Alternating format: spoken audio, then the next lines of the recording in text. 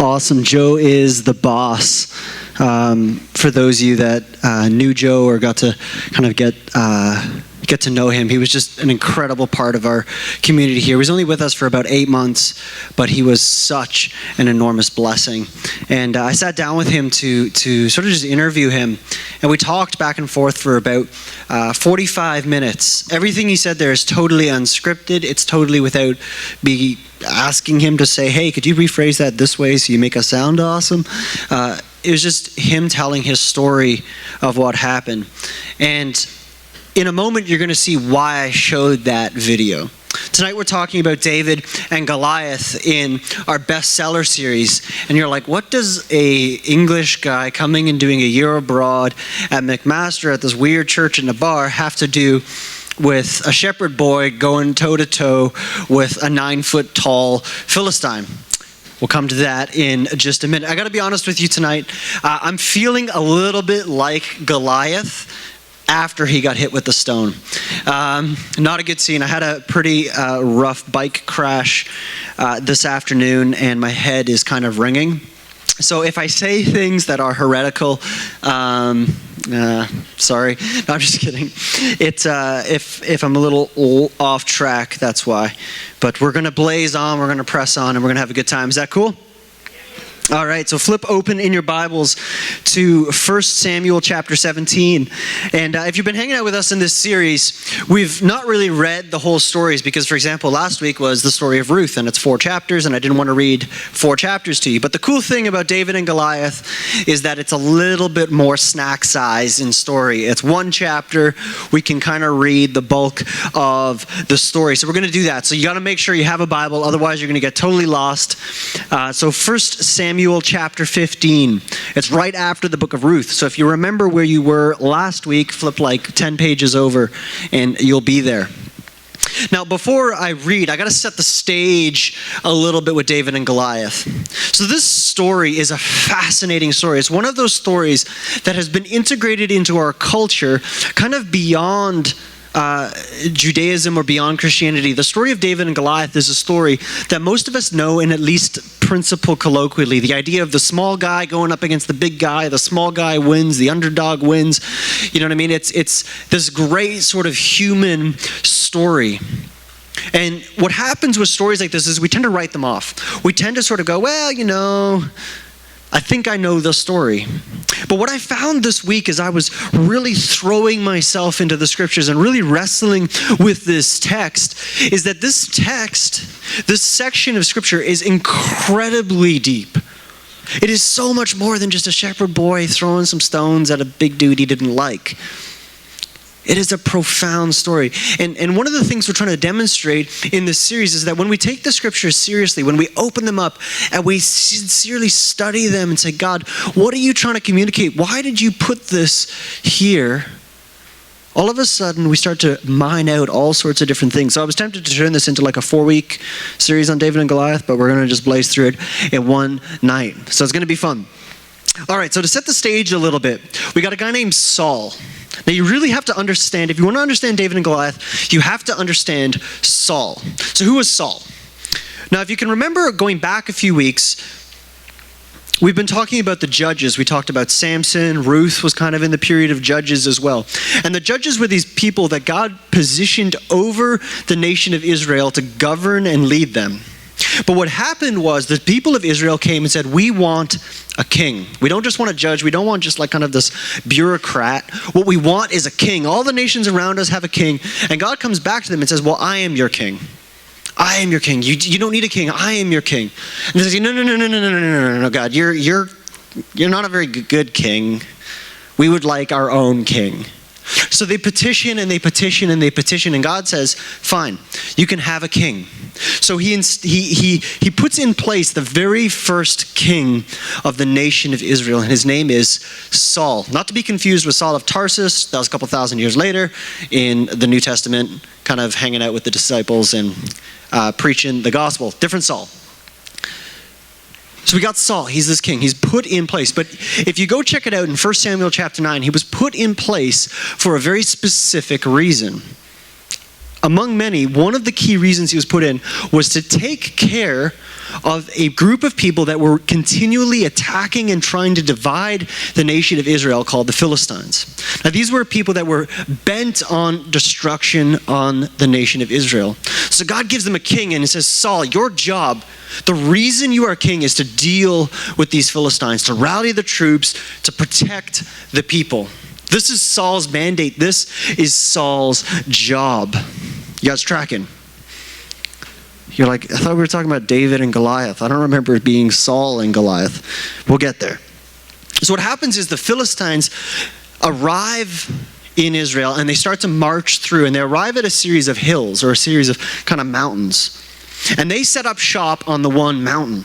And what happens is the people of Israel were very concerned, because what would have ended up happening was, if they were able to advance further, they would have divided the kingdom of Israel into pieces. So they set up shop on the one mountain, and you have the Israelites that come, and they're ready to go to war, and they set up shop on the other mountain. So you have 1, 2, valley, mountain on the other side. Now, I don't think there's any warriors or any people that kind of have been at war here. No? Nobody? Okay. So what this means is, when you have two opposing armies on opposite mountains with a valley in between, is you're essentially in a no-win situation. Whoever attacks first is pretty well guaranteed to lose, because they have to attack up a hill. Now, I've never been to war, but I understand that it's very difficult to attack up a hill. You know, you can't shoot arrows and throw javelins and go to sword fight or whatever they did. Right? So they're in a situation where nobody can win. If the Israelites attack, they will lose. If the Philistines attack first, they will lose. So they kind of come to a head. Nobody's willing to give up. Everybody wants everybody dead, but nobody wants to die themselves. So they come up with what was actually a fairly common concept. We're going to, we'll just settle it man to man. You pick your guy, we'll pick our guy, we're going to go to war, just the two of you. Whoever wins, it's as if you won the whole war. So the Philistines get this guy Goliath, 9 foot tall, huge, big, massive guy. He's a warrior, he's like their chief guy, and he shows up and he starts to intimidate the Israelites. And he says, basically, I'm gonna destroy you, I'm gonna kill you, I'm gonna do my thing. He's bent on basically intimidating them into submission, and it works. For 40 days, he shows up at dawn and dusk. So 80 times he shows up and he says, who's gonna fight me? Come on, who's gonna show up? Who's gonna come to do battle with me? And for 40 days, no one shows up. Then what happens is, a man named David arrives on the scene. Now, if you flip back a page, in 1 Samuel chapter 16, we found out that David was a man who had been anointed to be king. At this point in time, Saul had already made a mess of things. He was already a disastrous king. In fact, it says that he was afraid. He was sort of the most afraid person in the camp, so to speak. Not much for a king that was supposed to defend against the Philistines. He was afraid. And God was very frustrated and very angry with Saul. He was a bad king. So he anoints David to be king. And David arrives as a boy on the scene. So we pick it up in verse 24. You guys going to read along with me? Say, I'm there if you got your Bible there. 1 Samuel 17. All right. So we're going to pick it up right when... Actually, we'll start in 23. Let's back up a verse. As he, this is David, was talking with them, Goliath, the Philistine champion from Gath, came out from the Philistine ranks. Then David heard him shout his usual taunt to the army of Israel. As soon as the Israelite army saw him, they began to run away in fright. So the Israelites run away. They're fearful. It's almost like they're seeing this for the first time. Oh my gosh, Goliath is here. Run away. It's like, you guys have been doing this for 40 days. Okay. So they run away. Have you seen the giant? The men asked. He comes out each day to defy Israel. The king has offered a huge reward to anyone who kills him. He will give that man one of his daughters for a wife, and the man's entire family will be exempted from paying taxes. Pretty good deal. David asked the soldier standing nearby, what will the man get for killing this Philistine and ending his defiance of Israel?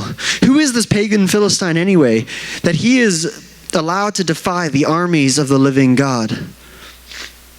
And the men gave David the same reply. They said, Yes, that is the reward for killing him."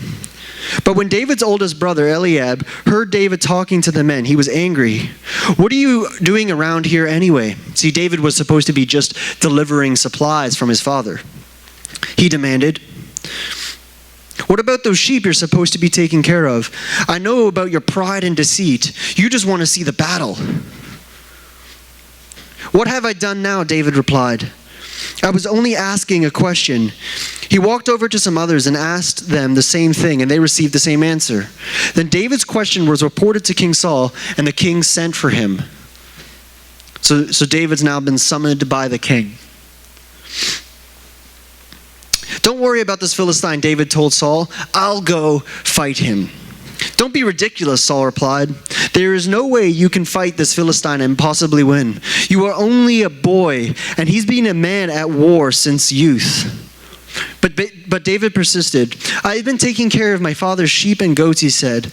"When a lion or a bear comes to steal a lamb from the flock, I go after it with a club and rescue the lamb from its mouth. If the animal turns on me, I catch it by the jaw and club it to death.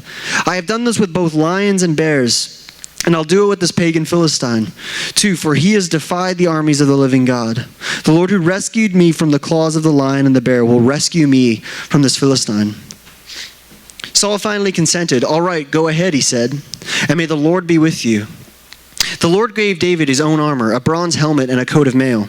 David put it on, strapped on the sword over it, and took a step or two to see what it was like, for he had never worn such things before. "I can't go in these," he protested to Saul. "I'm not used to them." So David took them off again. He picked up 5 smooth stones from a stream and put them into his shepherd's bag. Then, armed with only a shepherd's staff and a sling, he started across the valley to fight the Philistine. Goliath, walking toward David with his shield bearer ahead of him, sneering in contempt at the ruddy-faced boy. "Am I a dog," he roared at David, "that you come at me with a stick?" And he cursed David by the names of his gods. "Come over here, and I'll give your flesh to the birds and the wild animals," Goliath yelled. David replied to the Philistine, "You come at me with sword and spear and javelin, but I come to you in the name of the Lord of heaven's armies, the God of the armies of Israel, whom you have defied. Today the Lord will conquer you, and I will kill you and cut off your head." It's bold words. "And then I will give the dead bodies of your men to the birds and the wild animals, and the whole world will know there is a God in Israel." He basically turns Goliath's threat back on him. "And everyone assembled here will know that the Lord rescues his people, but not with the sword and the spear. This is the Lord's battle. He will give you to us." As the Goliath moved closer to attack, David quickly ran out to meet him. Reaching into his shepherd's bag and taking out a stone, he hurled it with his sling and hit the Philistine in the forehead. The stone sank in. Goliath stumbled and fell to the ground. So David triumphed over him with only a sling and a stone, for he had no sword. David ran over and pulled Goliath's sword from its sheath, and David used it to kill him and cut off his head. Pretty interesting story, right? Lots of interesting things going on. We got Saul, we got David, we got Goliath. We got stones, we got cutting off of heads, we got coats of armor, we got brothers, we got scared Israelites. If you continue to read, the Philistines end up running in fear. They chase him down and they win the battle. Now, this story is always introduced as a story about David and Goliath. But the truth of the matter is that I don't know that it's so much a story about David and Goliath as it is a story about David and Saul. You see, we want to make it about David and Goliath because it's the surface reading. But the narrator his primary concern is not so much with Goliath as it is with Saul's response. Now, I didn't read the precursing text where it talks about Saul being afraid and Saul not leading and Saul not stepping up to the plate. But the context here is one where the author of the book of Samuel is trying to help us understand the relationship between David and Saul. And the first thing that we need to understand is that Saul was a man that was governed and led by fear. Check it out in verse 8. When Goliath first shows up on the scene, he says, "I am the Philistine champion, but you are only servants of Saul." So he insults the king. Choose one man to come down and fight here and fight me. If he kills me, then you will be my slaves. But if I kill him, you will be our slaves. I defy the armies of Israel today. Send me a man who will fight me. And this is the key verse here.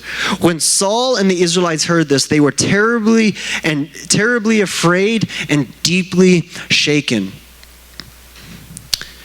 Let's remember what Saul's job is. Saul's job is to lead the people of Israel against the Philistines. And this man shows up on the scene, and what does the king do? He's afraid. What is the king not supposed to do when his mandate is to defeat these very people? Be afraid. And what's the response? His entire camp is in disarray. His entire people group is in disarray. No one's willing to step up because the king is afraid. If the king is afraid, that will filter down to the rest of the camp. This is contrasted with David. Moments later in verse 34, he says, I've been taking care of my father's sheep and goats. When a lion or a bear comes to steal the lamb, I go after with a club and rescue the lamb from its mouth. If the animals turn on me, I catch it by the jaw and club it to death. I have done this with both lions and bears, and I will do it again to this pagan Philistine. The narrator here is helping us understand Saul is a man governed by fear, but David is a man that is willing to continually step out of his comfort zone. A man that is continually willing to push the boundaries of what he could do and what his perceived limitations are. The point of this text, the point of this section about David fighting the bears and the lions, is that it's trying to establish that David was a man who had spent his entire life looking at the things that he was most afraid of, and instead of running, facing them head on. Instead of turning tail and saying, I'm gonna flee and I'm gonna fear for my life, he fights, he stands, he says, I will not be afraid. See, David has spent his entire life preparing for the moment where he would fight Goliath. And in his preparation, the preparation for fighting Goliath was one of facing his fear, facing the things that terrified him straight on and not tuck-tailing and running. See, this is a very important principle. The preparations and the responses to circumstances today profoundly impact the response that we will have to circumstances down the road. See, the point that's trying to be drawn out here in the text is that David had spent his life preparing to go into situations where he should have been afraid, but his response was always to stand his ground. You see, here's the thing about preparation. Here's the thing about the nature of preparation. When you prepare for something, you're always preparing for something you don't fully understand. You have to go about trying to understand the different facets. This was the story of my life actually today. I race mountain bikes kind of all over the country. It's a really good deal. And I had spent weeks preparing for my race today. But I hadn't particularly been focused on preparing for very large jumps of the nature that we were doing today. So my lack of preparation came back and bit me in the butt, and I went over the bars, broke my wheel and my face and my head. But you see, what I do when I'm training and when I'm preparing is that I'm continually trying to prepare for situations that I don't really understand. I don't know what the course is going to be like in advance. So I have to stop and prepare for all eventualities. This is the nature of preparation. We prepare when we don't know the outcome. But you see, what many of us want to do is we want to understand the outcome. We want to know how it's going to go. We want to know what the thing we're afraid of is going to. We want to know if we're going to triumph over the lion or the bear before we face it. But you see, David didn't know. There's no way he could have known how it was going to go with Goliath. There's no way he could have known how it would go with the lion and the bear. But because he was willing to stand and fight, he built into his psyche, he built into his nature, someone that was willing to face fear. See, David understood that there's this tendency in us to live in the immediate moment and be afraid of the future. So we don't prepare. But he understood that the decisions he made today would impact his future.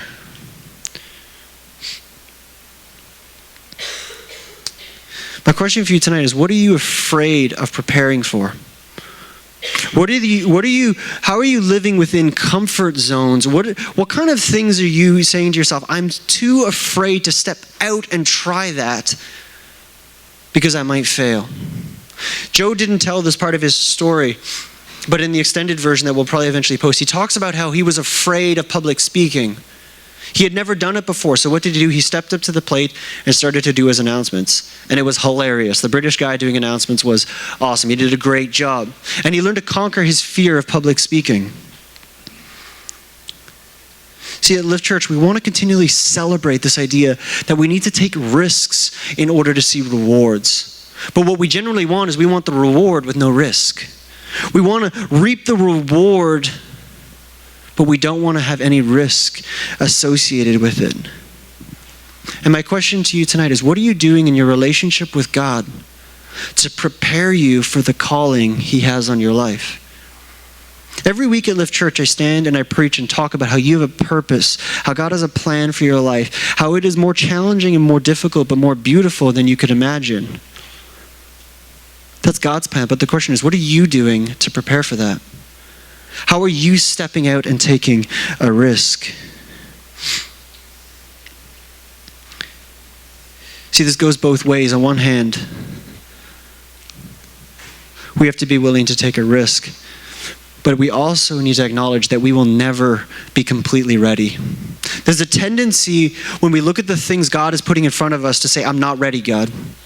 I'm not ready. I'm not ready to lead a simple church. I'm not ready to pastor a church. I'm not ready to help out at the homeless shelter. I'm not ready to work with sick children. I don't know anything about that. But when I know something about that, then I'll step into it. But you see, what God is calling us to do is He's calling us to step out and take a risk, to step out and say, you know what, I maybe don't know. I don't know. Yes, David had never fought Goliath. He had never fought a Philistine. He had never put himself in that situation. And while he had spent his life preparing, he was still stepping into the unknown. And my challenge to you tonight is, what are you doing to step into the unknown? What are you afraid of that is limiting the capacity God could have for your life? It's kind of like exercise. We say to ourselves, well, when I'm healthy, I'll start to exercise because I'm just a bit sick. I got a cold. Or, my back's sore. Or I'm not feeling that great. But when I'm feeling good, when the weather's just right, then I will exercise. You know what this means? You'll never exercise. Because we will always make an excuse. We will always find a reason to explain that we are not yet ready, that we are not yet prepared enough, that we are not yet knowledgeable. I don't know how to pick up weights. I don't know how to do this. I don't know how to do that. But we need to be ready to step into the unknown. See, the Christian call is never under any circumstances to step into comfort. It is always a call to step out and say, Jesus, what are you calling me to do? And that is, by its very nature, going to be scary. Because He is always going to call you to something that is bigger and more difficult than you can do without Him. And this brings me to my second point this evening. See, it's tempting to hear what I'm saying. I'm basically saying, be more awesome, right? And you can be like, yeah, I want to be more awesome. And if I left it there, this would not be a very biblical sermon. Because our message is not just be more awesome, although my message is be more awesome. See, David understood that he was not alone in his efforts. He understood that while he had an opportunity, while he was going to step out and take a risk, it was not a risk premised on who he was. It was a risk premised on who God was. Several times in this story, 4 as many as I can count, but depending how you count it, you can get different numbers. The narrator tells us that David did not have a sword. This is like saying that David was not fighting according to the regular rules. I love it. He faces up with Goliath and he says this, "Today the Lord will conquer you and I will kill you and cut off your head." And if we skip down, it says, "And everyone assembled here will know that the Lord rescues His people, but not with the sword and the spear." David is really cocky in this moment. He says, I'm going to cut off your head, but he doesn't have a sword. David knows he doesn't have a sword. So what David is saying is, I'm going to cut off your head with your own sword. It's like a kind of a real double insult. I kind of like David in this moment. He really kind of turns it back on. But you see, David understood his rejection of the sword is his way of saying, I will not fight according to the standard assumptions of this circumstance. Because he understood that he was not fighting on his terms, he was fighting on God's terms. This is why he looks at Saul's armor and he says, no thanks.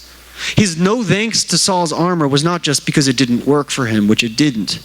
It was also his way of saying, I'm just not that interested in you as the king. I'm not fighting for you as the king. To turn down the king's armor would have been a major insult. And what he says is, I'm just not that interested in your kingdom. I'm interested in a different kind of kingdom. I'm interested in God's kingdom. See, David was not a man fighting on his own terms. He was a man that understood that his ability, his confidence, and what he was ultimately doing with his life was based on what God was calling him to do. This is where it moves from be more awesome to be more faithful. And my call tonight is not just to be more awesome, it's to be faithful to what God is putting in front of you. See, the challenge is Saul in this story was building his own kingdom. He was a man that was built to build his own kingdom. He was a man that was obsessed with himself. This is why he looks at the circumstance and he can't see a way out, because the only way to fight is the way he knows, with his armor, with his sword, which he knows he will not win. But David understands that he's fighting for a kingdom far, far bigger. And I don't know about you guys, I don't want to be a part of building a kingdom that will perish. I don't want to invest my life into building a kingdom that will not be here when I die. I don't come and throw my life into this church because I think it gives me a platform and makes me awesome. I throw my life into this church because I want to be a part of building and advancing and expanding the kingdom of Jesus. This is our call. To learn to understand that we are not on this earth to build our own kingdoms. Our call is to build something that will outlive us, outlast us for eternity. And that's why I look at Jesus' statement that he will build his church and the gates of hell will not prevail against it. And I cling to it because I say, Jesus, you are doing something here that is bigger than me.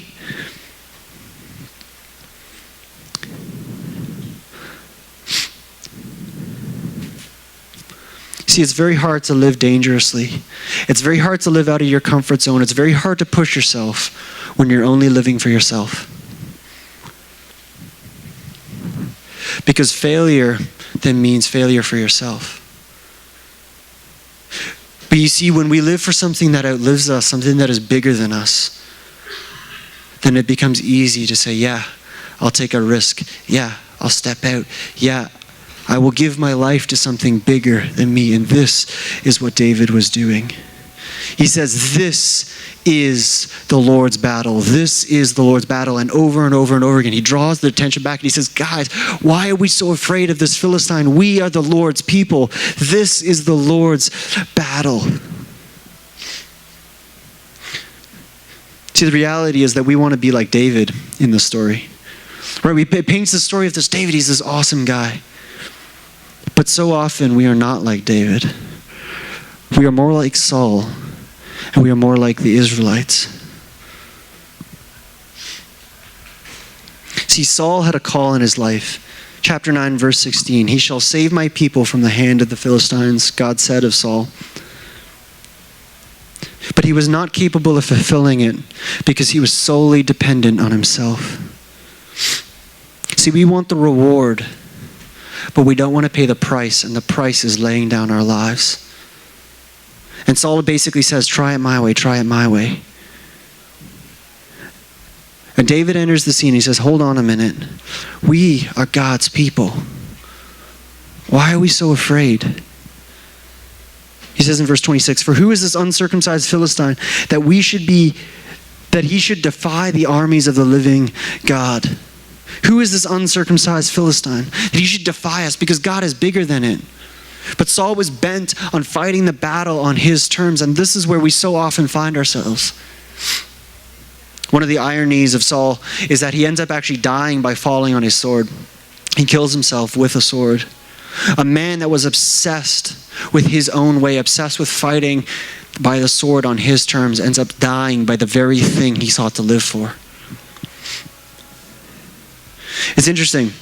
David sounds a lot like Jesus when he enters the scene. I'll show you in a minute. He enters the scene with his brothers and they say, "What are you doing? We know about your pride and we know about your deceit. You just want to see the battle," they say. And David replies, "What have I done now? I was only asking a question." So David, he comes in and he challenges the status quo. He says, hold on a second. You guys are obsessed with doing it your way, but God has a better way. He has a different way. He has a greater way. And it upsets them. It challenges them because it calls into question their mode of thinking. In Mark chapter 2, Jesus rocks onto the scene. And it says this, "Seeing their faith, Jesus said to the paralyzed man, 'My child, your sins are forgiven.' But some of the teachers of religious law were sitting there and thought to themselves, 'What is he saying? This is blasphemy. Only God can forgive sins.'" Right? Jesus rocks up onto the scene and says, "I have a better way. You guys are so obsessed with your laws and with your structures and with your modes of thinking." But he says, "I have a better way." In the same way, David rocks up and he says, "Wait a second, I think God probably has a better way here."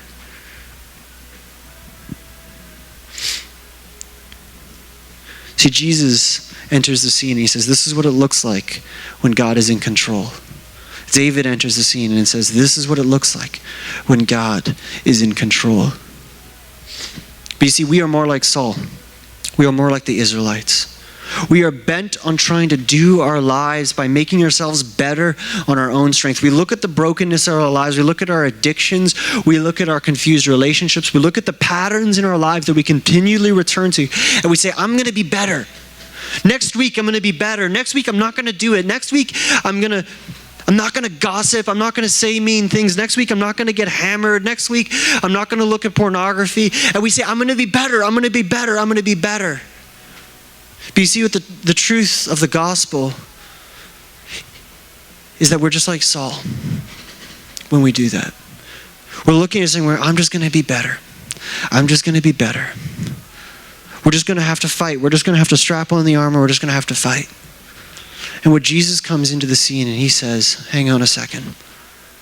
You can't fight the battles of your lives alone." The story of David was a mirror, a picture of what would ultimately happen with Jesus.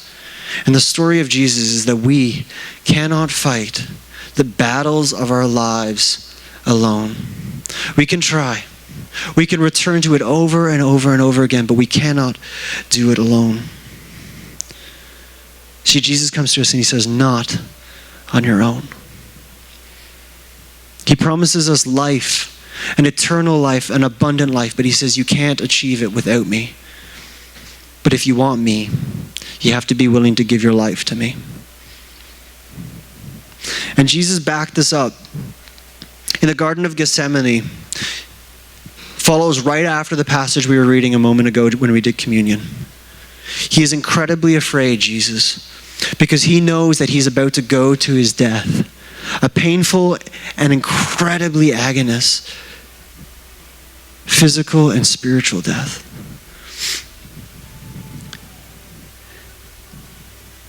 And what does he do? He says, "I will do it. I will do what this world cannot do. I will go and I will fight the Goliath that is the sin and the brokenness of the world. And I will die and I will defeat it." This is exactly the picture that David was predicting. That when we look at the brokenness of our lives, we cannot defeat it on our own. We cannot try harder. We cannot be better. We need Jesus, and we need to come to him and say, "I need you. I need you. I can't defeat this Goliath on my own." Let's pray.